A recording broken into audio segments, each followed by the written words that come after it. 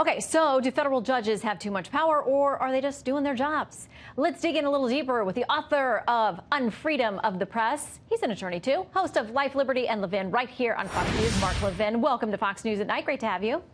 Great to have you. All right, Thank you. I want to read something that Bloomberg wrote about this. It says, nationwide injunctions are a powerful judicial tool to check the president and Congress, regardless of party, so you can expect the justices to think hard before taking that power away from lower courts and effectively transferring it to themselves. Mark, what do you think they'll do? I don't know what they'll do, but you know, we call this judicial tyranny. Tell me, are district judges even in the Constitution? No. Who creates district judges? The courts with the signature of the President of the United States. 700, 800 federal judges. They all get to sit there and issue nationwide injunctions. What if one issues a nationwide injunction in San Francisco and one issues a nationwide injunction in Chicago and another one issues a nationwide injunction in Baltimore, Maryland, and they conflict? We have rule by judicial tyranny, and it's really taken off under President Trump. What's really going on here, Shannon? Let's cut to the chase. You got all these Obama judges. 40% of the judges were appointed by Obama. These are Obama district court judges.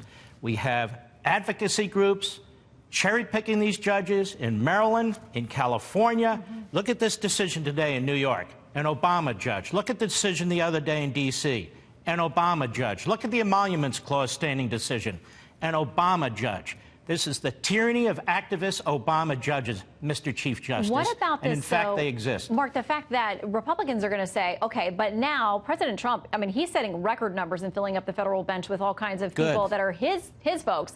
5, 10 years from now, I mean, maybe they issue an injunction against President Buttigieg. I don't know. Should they have the power to be able to do that?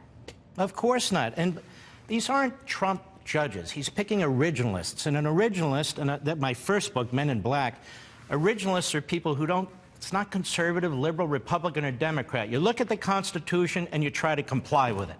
An Obama judge looks at the Constitution and tries to turn it inside out because they're progressives. They don't comply with the Constitution. And it's time we have an honest talk about those Obama judges, these activists. You know, the left likes to talk about get rid of the Electoral College. We favor the popular vote. They only favor the popular vote when they win. Otherwise, they control the courts, they control the bureaucracy, and they want permanent government telling us what to do. We need to have a national discussion about this. Well, go ahead. Yeah, and I was going to say, I mean, it sounds like as far as this injunction issue, Justices Thomas and Gorsuch have both kind of signaled that they're ready to take one of these cases. So we got to see if it comes there. I mean, they are very well aware of the landscape. And as you mentioned, 700-some judges. And whether you're a Democrat or Republican, whatever it is, if you want to find someone that you could judge shop to give you your injunction, it's not a secret as to which judges would be more friendly to you. Now, I want to talk about something that's the subject of your new book, Unfreedom of the Press. You have an interesting theory in that you say it's not the government or outside agencies that are shutting people down. You say it's the press doing it to itself from within. I mean, they say they're the voice to check this president. They see him as out of control. But you say what they're doing, they're actually hurting themselves. 80% of Republicans distrust the media. 80% of Democrats love the media. Now, how do you explain that? Poll after poll, survey after survey, you won't find a single one where the media is right of center or centrist. You look at the incestuous relationship in the media, all these Obama appointees who now are in the media and vice versa. You look at what's taken place the last 2.5 years with Russia collusion. Of course, the media got it wrong. The media was part of the Russia collusion outfit. Who do you think the senior level of the FBI was leaking to? They were leaking to the New York Times. They were leaking to CNN. The media is progressive. You can't tell the difference between the media on issues and the Democrat Party. The media is a social activist, largely operation.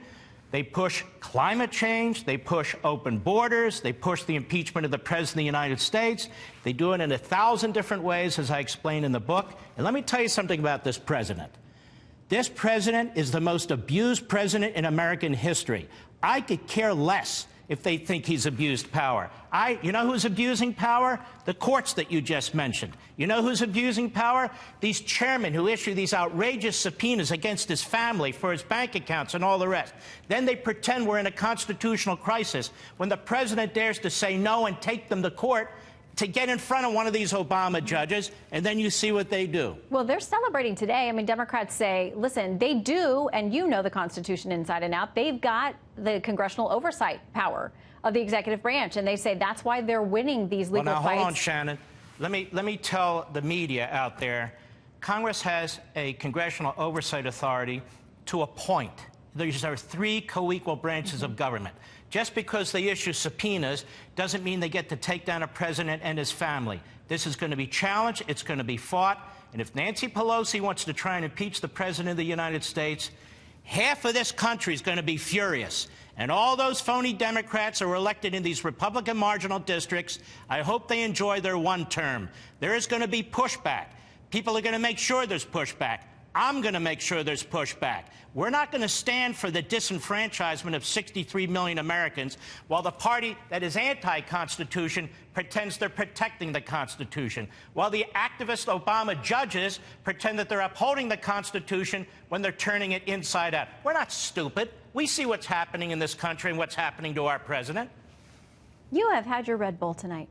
But I know that's how you usually are. But I haven't had it yet. That's what elections are all about. The American people have a voice. They go and make these decisions. We'll watch over the next 18 months and see what decisions they ultimately make. Mark, thanks for joining us. God bless. Take care.